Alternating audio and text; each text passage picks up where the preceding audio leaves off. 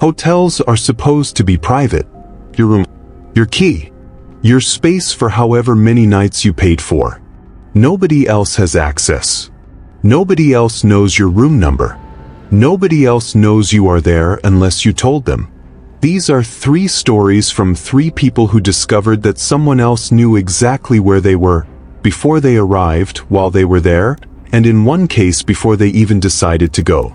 One of them received a cancellation confirmation for a reservation she did not cancel. Someone had called the hotel with her booking reference, a reference that existed only in her private email, and canceled her room the night before her trip.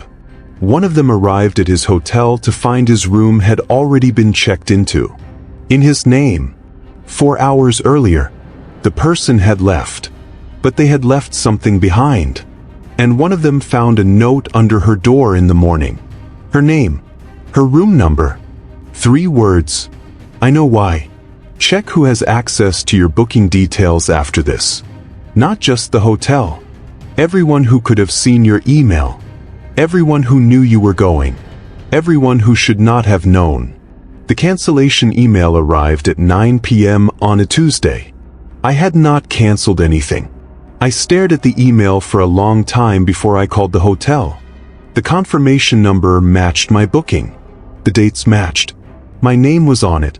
The email said the reservation had been canceled at 3:47 p.m. that afternoon. At 3:47 p.m. I was in a meeting. My phone was face down on the table. I had not canceled anything. I called the hotel. The woman on the front desk was polite and confused in equal measure. She checked the reservation. She said yes, the booking had been canceled that afternoon. She said someone had called and provided the booking reference and canceled in my name. I asked her what name the caller had given. She said mine. My name is Laura. I am 38 and I work in financial compliance. I travel regularly for work, audits, client meetings, the kind of trips that get booked through the company travel system and confirmed by email. I am organized about travel. I have to be. When I book a hotel, I read the confirmation email, I save it, I add the details to my calendar. I know my booking references. The trip I was trying to make was a 3-night stay for an external audit. A routine engagement at a client's site 200 miles from my office. The hotel was chosen by me, booked by me directly through the hotel's website, paid on my corporate card. The confirmation email came through to my work email address. That confirmation email is the only place the booking reference existed. My work email, which only I have access to. I called the hotel back the following morning and spoke to the duty manager. I explained that I had not canceled the reservation. I explained that I needed the room for the audit. He was helpful. He reinstated the reservation and moved me to a different room since my original room had already been reallocated. He apologized. He said he would look into how the cancellation had been processed. He called me back 2 hours later. He said the cancellation had been made by phone at 3:47 p.m. the previous afternoon. The caller had provided my full name, my booking reference, and the email address on the account. All 3 pieces of information correct. The member of staff who took the call had followed correct procedure, verifying 3 pieces of identifying information before processing the cancellation. That is when something strange happened. He told me the call had lasted 4 minutes. He told me the caller had not only canceled the reservation, they had asked questions. Specific questions. They had asked what floor the original room was on. They had asked whether the hotel had a car park and whether it was accessible from the main entrance or a side entrance. They had asked what time the breakfast service ended. Questions about the layout of the hotel. Questions about access points. Questions about timing. I sat with that for a long time. Someone had accessed my work email, found my hotel booking reference, called the hotel the afternoon before my trip, canceled my room, and then asked detailed questions about the hotel's layout and access points. I reported it to my company's IT security team immediately. They investigated my email account. They found evidence of unauthorized access, a login from an IP address in a different country at 2 a.m. on the morning before the cancellation. Someone had been in my email at 2 a.m. By 3:47 p.m. they had used what they found to cancel my hotel room and gather information about the building. I asked the IT team what else had been accessed. They said the session had lasted 11 minutes.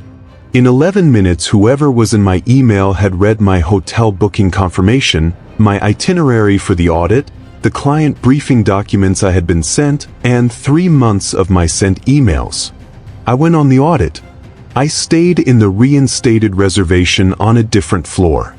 I did not sleep well for any of the 3 nights. I still do not know who accessed my email. The IT investigation traced the IP to a VPN service and stopped there. The login came from nowhere and went back to nowhere. But I think about the questions they asked the hotel, the floor, the car park access, the breakfast timing. Someone canceled my room and then asked questions about how to move through the building unnoticed. I think about that. Laura discovered that someone had accessed her private email, found her booking reference, and used it to cancel her room the night before her trip. The next story is about someone who discovered that his booking reference had been used for something else entirely. Not to cancel his room, to check into it. For hours before he arrived. The receptionist told me my room had already been checked into. She said it carefully, the specific careful tone of someone delivering information they know is going to be a problem. She said there appeared to be a discrepancy with my reservation. She said the system showed the room had been accessed earlier that afternoon. I asked what she meant by accessed. She said someone had checked in using my reservation details at 2:17 p.m. I had arrived at 6:30 p.m. 4 hours and 13 minutes after someone had checked into my room in my name. She asked if I had sent anyone ahead. I had not sent anyone ahead. I was traveling alone. Nobody knew which hotel I was staying at except my employer's travel department. She asked me to wait. My name is Daniel. I am 44 and I work in sales for a manufacturing company. I travel extensively, 30 to 40 nights a year in hotels across the country. I am not someone who gets unsettled easily by travel. I have had delayed flights, lost luggage, overbooked rooms. I know how to handle travel problems. What I found in that room was not a travel problem. The receptionist spoke to her manager. The manager came to the desk. He was apologetic and thorough. He explained that at 2:17 p.m. a person had presented at the front desk, provided my reservation confirmation number and my name, and been given a key card for my room. The member of staff who checked them in had asked for ID. The ID provided matched my name. Someone had a piece of identification in my name. The manager offered me a different room. I said I wanted to see my original room first. He hesitated. Then he took me up himself. The room looked normal at first. Made bed. The housekeeping team had gone in after the earlier check-in and reset the room. Fresh towels. The minibar sealed. Everything as it should be. Then I noticed something that made my stomach drop. The bathroom. On the counter beside the sink, a toothbrush. Not mine. A toothbrush in a hotel bathroom that housekeeping had supposedly reset. Either housekeeping had missed it or it had been placed there after housekeeping had been in. I did not touch it. I photographed it. I went back to the manager. He was visibly shaken when I showed him the photograph. He called housekeeping immediately. The housekeeping supervisor confirmed the room had been serviced at 4 p.m., 2 hours after the earlier check-in.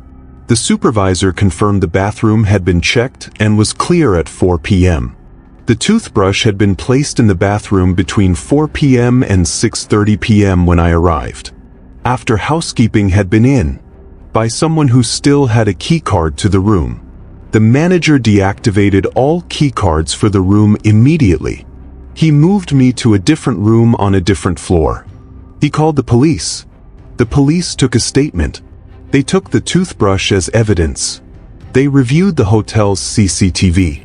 The CCTV showed a figure entering the hotel at 2:17 p.m., hat, collar up, face partially obscured, checking in and going to the room. The same figure was on CCTV entering the hotel again at 5:43 p.m., after housekeeping, before my arrival, going back to the room, leaving 14 minutes later. They went back to the room after housekeeping. They left the toothbrush. Then they left before I arrived. The police investigation found no match for the ID that was used.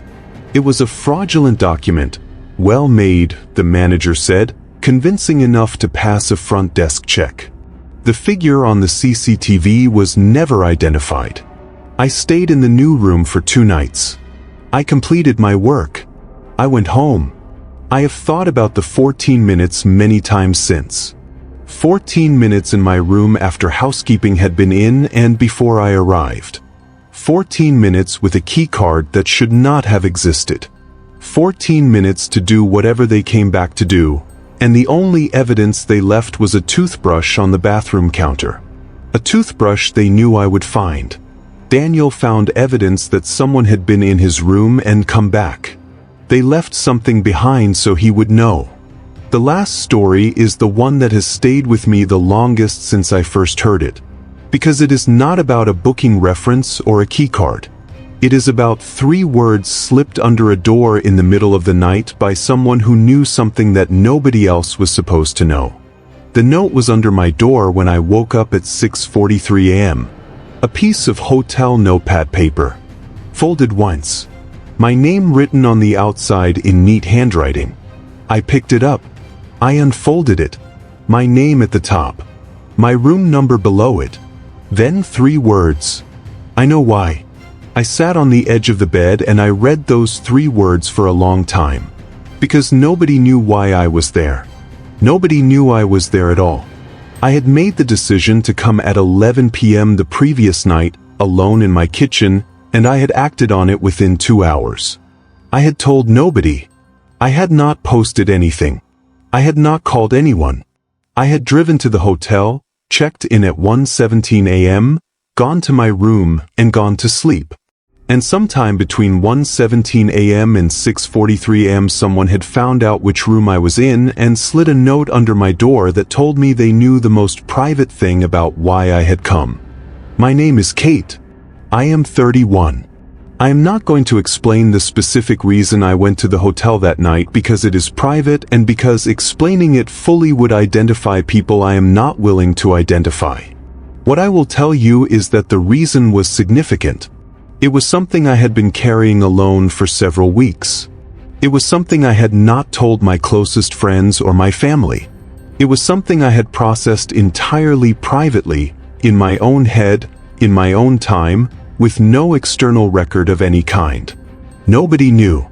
I chose the hotel because it was 40 minutes from my home and I needed distance. I chose it because I had driven past it before and it looked quiet and unremarkable. I did not research it extensively. I chose it in 10 minutes, booked it on my phone, and drove there. I paid by card at the desk. The receptionist was efficient and kind at 1 in the morning. She gave me my key card. She told me the lift was to the left and breakfast started at 7. I thanked her. I went to my room. I did not speak to anyone else. I went to sleep. At 6:43 am I woke up and there was a note under my door. I know why. I sat with those 3 words for a long time before I did anything. Then I called the front desk. I asked if anyone had come to the desk during the night asking about guests. The night receptionist, a different person from the woman who checked me in, said no. I asked if anyone had been in the corridor on my floor. She said she did not have visibility of the corridors from the desk. I asked to speak to the duty manager. The duty manager came up to my room. He read the note. He was quiet for a moment. He said he would review the CCTV from my floor. He came back 40 minutes later. He showed me the footage on a tablet. At 4:22 a.m. a figure had walked along my corridor. They walked slowly, not the pace of someone going to their room. The pace of someone looking at door numbers. They stopped outside my door. They crouched. They were at my door for approximately 20 seconds. Then they stood and walked back the way they had come. Their face was never visible. The corridor lighting at 4:22 a.m. was dim. The figure was wearing dark clothing. Nothing identifying. I asked the manager how they knew my room number. He had no answer. I had not given my room number to anyone. The receptionist had written it on the keycard envelope and handed it to me. She had not said it aloud. The note had my correct room number written on it in neat handwriting. Someone knew my room number. Someone knew my name. Someone knew why I was there. The manager offered to move me to a different room. I said no. I checked out at 8 a.m. I drove home. The police were called. A report was filed. The figure on the CCTV was never identified. The investigation produced nothing. I have thought about the 3 words many times. I know why. Not I know where you are. Not I know who you are. I know why. Whoever wrote the note was not interested in telling me they knew my location or my identity. They already assumed I knew they knew those things. They wanted me to know specifically that they knew the reason I had come. The most private thing. The thing I had told nobody. I still do not know how they knew. I have gone through every possibility. My phone. My card payment. The booking confirmation email. Every possibility. None of them explain how someone knew the specific private reason I had driven 40 minutes in the middle of the night to check into a hotel alone. None of them explain the 3 words. I know why. 3 hotels. 3 guests. 3 discoveries that changed how they understood the privacy of a space they had assumed was theirs alone. Laura discovered that someone had been in her private email, found her booking reference, canceled her room the night before her trip, and asked the hotel detailed questions about access points and timing. Daniel arrived to find his room had been checked into 4 hours earlier using fraudulent ID in his name. The person came back after housekeeping. They left a toothbrush on the bathroom counter so he would know they had been there.